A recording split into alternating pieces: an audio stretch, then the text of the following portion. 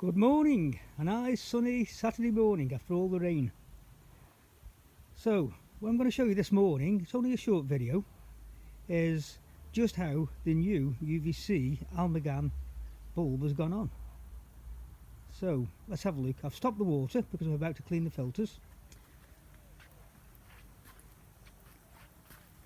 and as you can see the skimmer has popped up because it's not sucking anymore. Even though you can see foam on the surface now, that's simply because the skimmer has stopped sucking and the foam just has now escaped from the skimmer onto the surface itself. But just look at the clarity. So let's go through how I've redesigned the filter, including the amalgam UVC bulbs. For those of you using a 4mm airline, I've upgraded to a 6mm, and I can't believe the difference from the same pump. There's no need to upgrade your pump. Try the airline first. So I've upgraded 4 to 6mm, so that's 6mm you can see now. I've got to hide that. And from a 160mm airstone, I've upgraded to a 260mm airstone. But the same pump, which is the Superfish Free-Flow 30, powers it. I can't believe the difference. I think the biggest difference, to be fair, is a 6mm pipe. I put the 6mm pipe initially through this smaller airstone. I did say 160mm, I think it's about 120 to be fair. And even with that, the difference was massive. Even though the top is 4mm, I could have cut that off for a 6mm, but there's a massive difference anyway. But I'd already purchased this 260mm domed airstone, and the difference is massive from the same pump.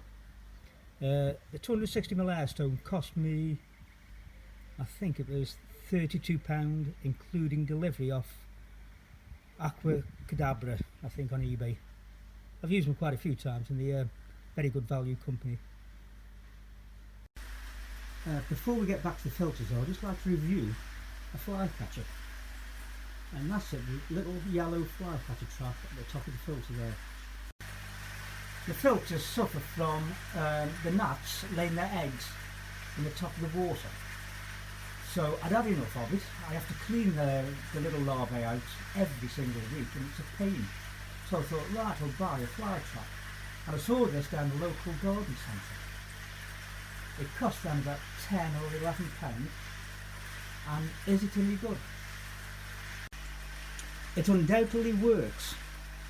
Just at the top there, you can't see it, there are 4 LED violet bulbs that the flies are attracted to in the dark, and basically the wire mesh there that is electrified, it zaps them.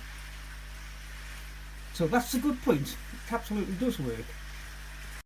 It uses 2 C batteries, and this is where the problems start. It took around 12 hours before the batteries were completely drained. Now there's no separate power supply to plug into the mains, so even though it works, it's impractical. I can't keep putting 2 C batteries in every single 12 hours. It will cost a fortune. So I've had it for a couple of days now when I first installed it, and it's got to go back. I'm not paying £10 or £11 was it, plus 2 C batteries every 12 hours. It had cost me about what, £20 a week to run. Why they haven't included a power adapter, I don't know if you can plug it directly to the mains. It would be far, far more practical.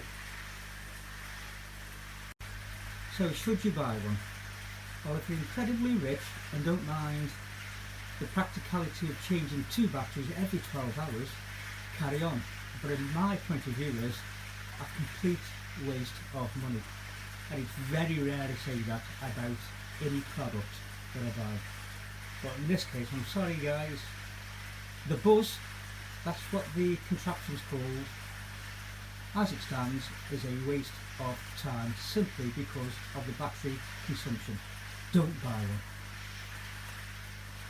And with that, let's get back to the Vortex and the filter, including the UVC amalgam bulb. That's the ballast there, the transformer, and the Japanese matting. So, most people think, well, that's going to be a pain in the neck to clean. Well, it isn't. All that I do is turn the pump off, open the drain, and it back flushes down the drain. So as the water goes down, it takes the debris with it underneath and through the drain. Then what I do is simply this.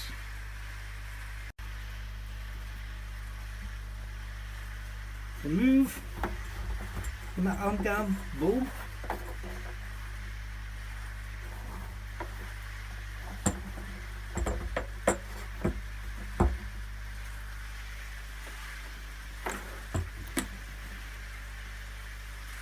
place it carefully down. I don't want to break it and drop it.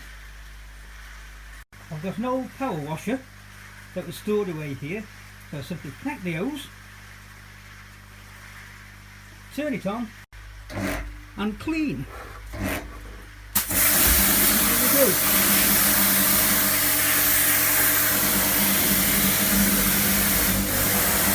And that flushes it even more.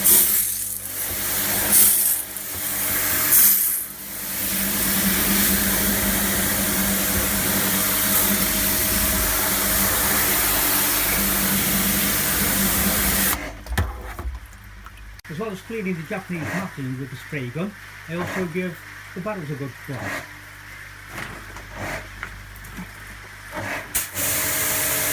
This helps to keep the cobwebs down. Don't touch the electricals. This UVC is waterproof anyway. That's a good black. All down the cardboard.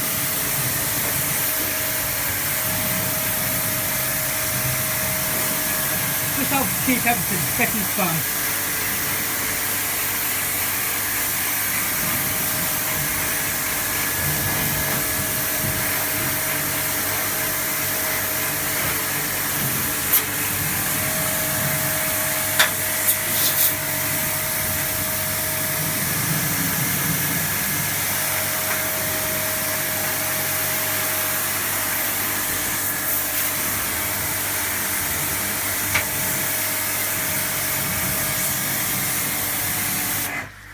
There we are, cobwebs washed away.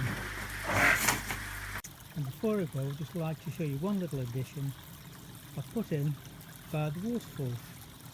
I've added some bird netting. The birds are using it as a bird bath and more than likely introducing parasites.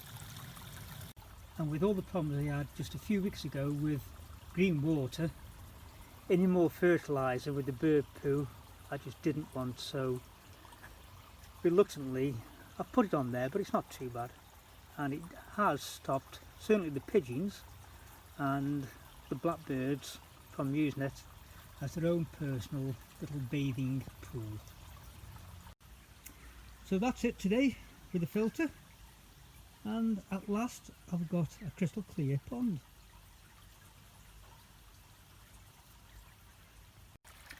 So until next time, have a good one and enjoy your own garden, just as I do.